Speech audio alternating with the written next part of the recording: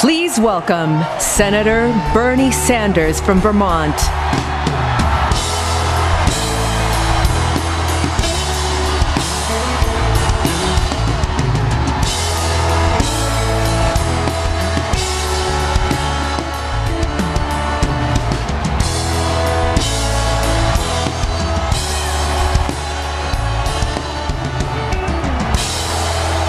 Thank you.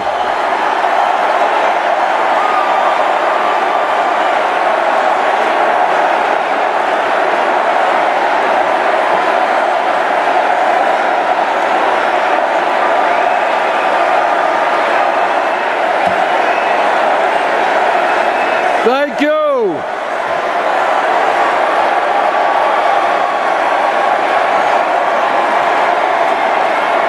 Thank you.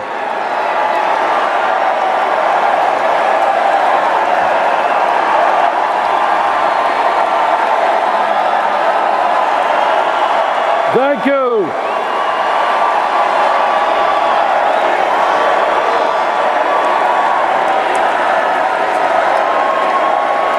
Thank you all very much.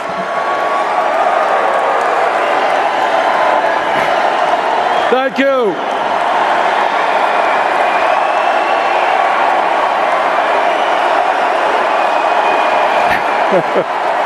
Thank you.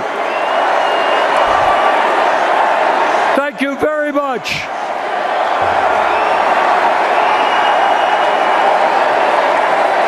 Thank you. Thank you. It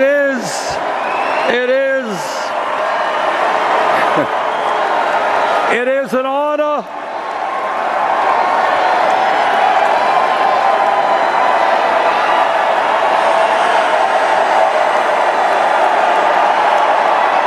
Thank you.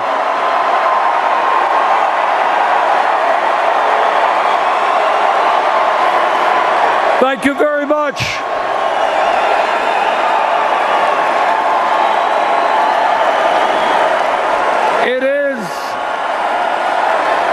It is an honor to be here tonight.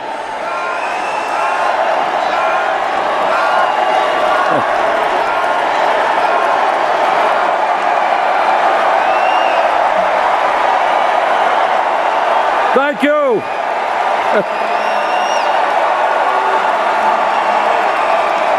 Thank you very much. Thank you. Thank you.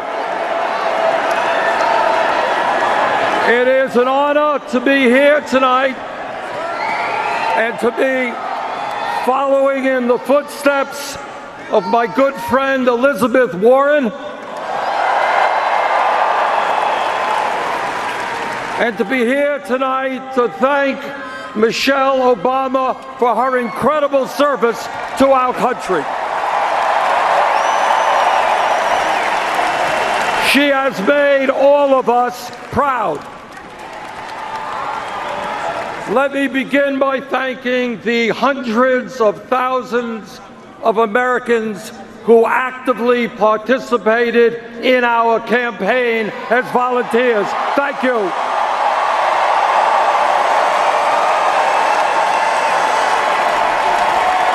Let me thank the 2.5 million Americans who helped fund our campaign with an unprecedented 8 million individual campaign contributions.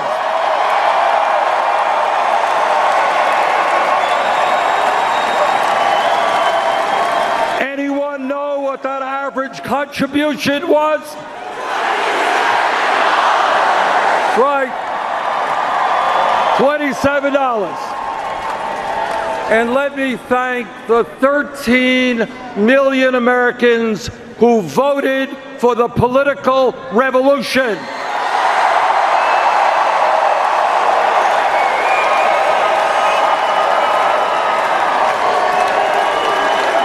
Giving us the 1,846 pledged delegates here tonight.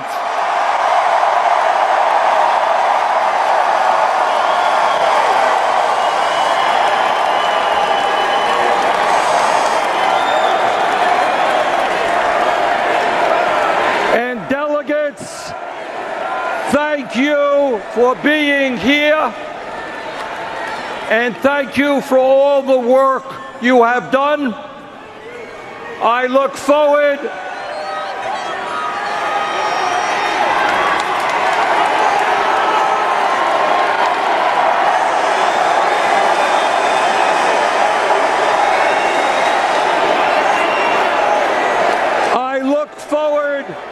to your votes during the roll call tomorrow night.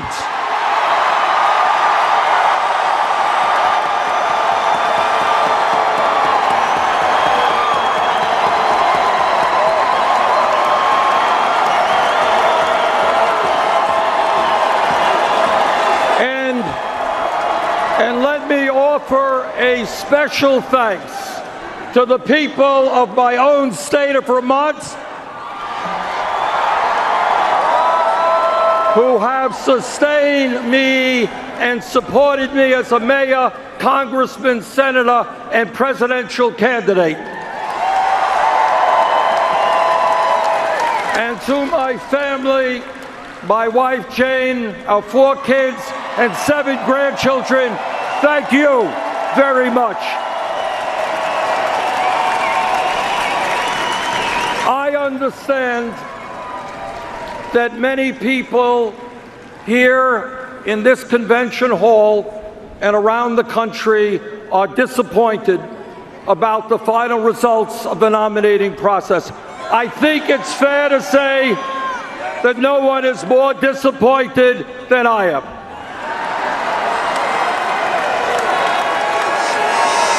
But to all of our supporters here and around the country, I hope you take enormous pride in the historical accomplishments we have achieved.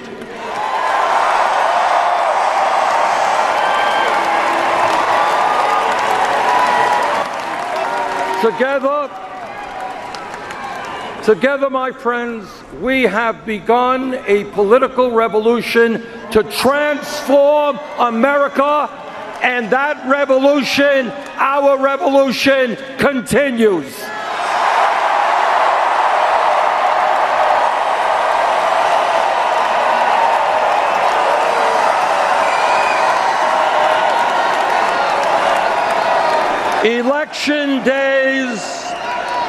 Election days come and go, but the struggle of the people to create a government which represents all of us and not just the 1%.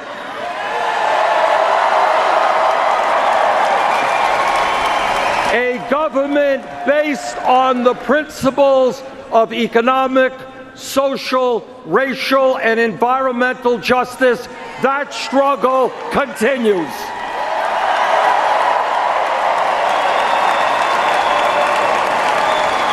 And I look forward to being part of that struggle with you.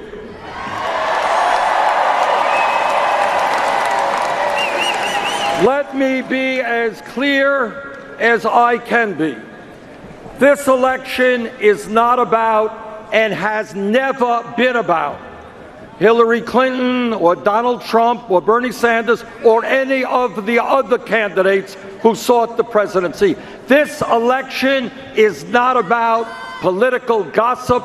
It's not about polls. It's not about campaign strategy. It's not about fundraising. It is not about all the things that the media spends so much time discussing.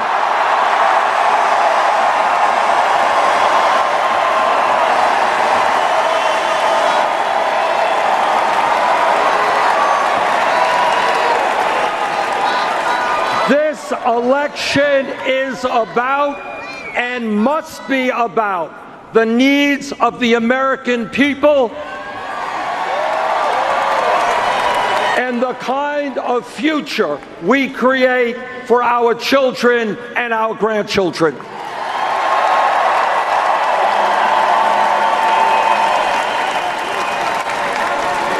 This election is about ending the 40-year decline of our middle class.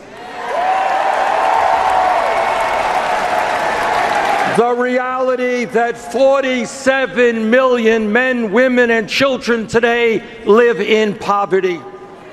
It is about understanding that if we do not transform our economy, our younger generation will likely have a lower standard of living than their parents. This election is about ending the grotesque level of income and wealth inequality in America today.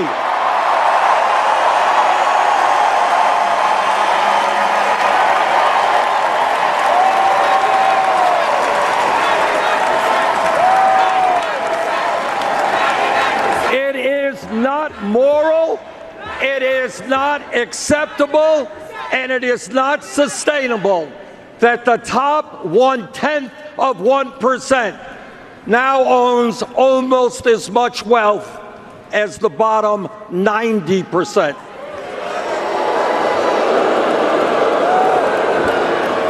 Or that the top 1% in recent years has earned 85% of all new income. That is unacceptable. That must change. This election is about remembering where we were 7.5 years ago when President Obama came into office after 8 years of Republican trickle-down economics. The Republicans want us to forget that as a result of the greed, recklessness, and illegal behavior on Wall Street, our economy was in the worst economic downturn since the Great Depression. That's where we were. That is where we were. Some 800,000 people a month were losing their jobs. 800,000 people. We were running up a record-breaking deficit of $1.4 trillion. And by the way, the world's financial system was on the verge of collapse. That's where we were when President Obama came into office. Well, we have come a long way in the last 7.5 years, and I thank President Obama and Vice President Biden.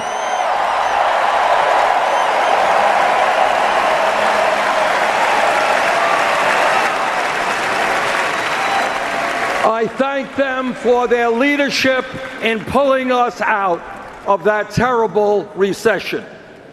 Yes, we have made progress, but I think we can all agree that much, much more needs to be done.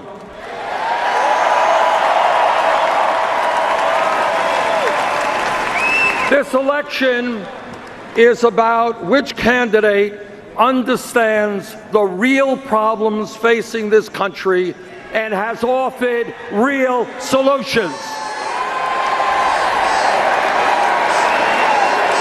Not just bombast, not just fear-mongering, not just name-calling and divisiveness. We need leadership in this country which will improve the lives of working families, the children, the elderly, the sick, and the poor. We need leadership which brings our people together and makes us stronger.